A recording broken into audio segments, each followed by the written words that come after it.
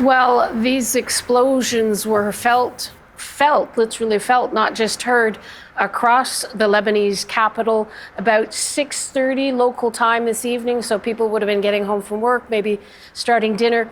And in the southern part of the city, part of it, as you say, called the Dahya, which is known as a Hezbollah stronghold. Of course, Hezbollah is the largest, most powerful army, if you like, in Lebanon, but it's also a political movement, a social movement. So you would see in that part of the city a lot of their offices and institutions as well. It's also a very heavily, densely packed residential neighborhood. There were about 10 strikes in a row. Certainly our team here from our hotel on the other side of the city heard them. We came out, our producer, Jason Ho, took some pictures. He has a view from the balcony that I'm standing on now. Huge plumes of smoke over the southern part of the city. You can still see them now. They look a bit white now against the darkness of the sky. Then, of course, we started to hear the reports coming in, the sound of ambulances heading to the southern part of the city. Very quickly after those explosions were heard, we had the statement you referred to from the chief spokesperson for the Israel Defense Forces saying that they had targeted what he described as the epicenter of Hezbollah's command center, which he claimed is under apartment buildings to shield Hezbollah leaders. We obviously can't confirm that, but the depth and the strength of the bomb seems clear. We're starting to see the pictures coming in now. As many as 4 buildings have been flattened, according to news reports. And when you look at the crater, it looks very deep. There have been unconfirmed rumors that the target of the strike was the Hezbollah leader, Hassan Nasrallah. Again, we can't confirm that, but the claim being that he was deep beneath these residential buildings, if it was indeed a major command center for Hezbollah. But it's really shaken the city. It is the biggest attack really since hostilities began again between Israel and Hezbollah last October after the Hamas attack on Israel and then the conflict in Gaza that began. People are worried. The city is very quiet tonight, as you might expect. I'd also just mention that this strike in the southern city was in the direction of the international airport, which up to now has been functioning, still functioning as far as we know.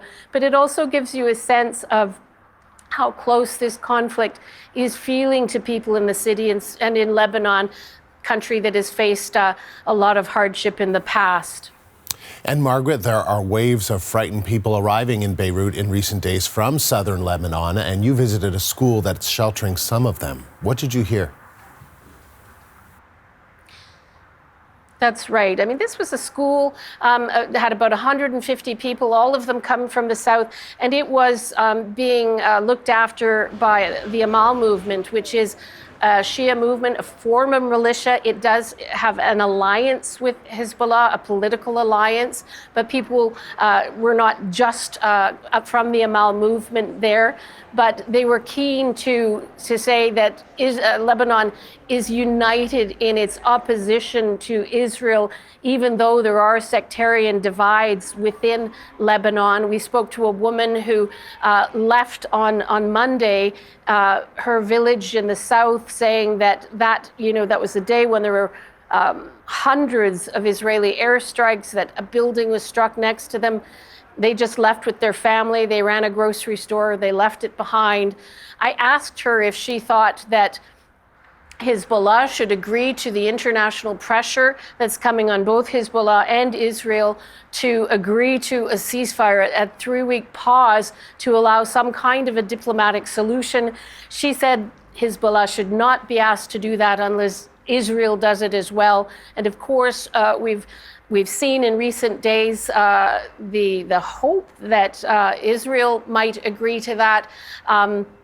The Israeli Prime Minister, Benjamin Netanyahu, speaking to the United Nations in New York this afternoon, very defiant, saying it is now up, Israel must, for its own security, to destroy Hezbollah. And of course, Hezbollah has said from the start that it's not going to stop firing rockets into Israel until or unless Israel stops its bombardment of the Gaza Strip. So Hezbollah has its line, Israel has its line, and of course it's people on both sides of the border who are going to suffer even more if there isn't a resolution on the horizon sometime soon.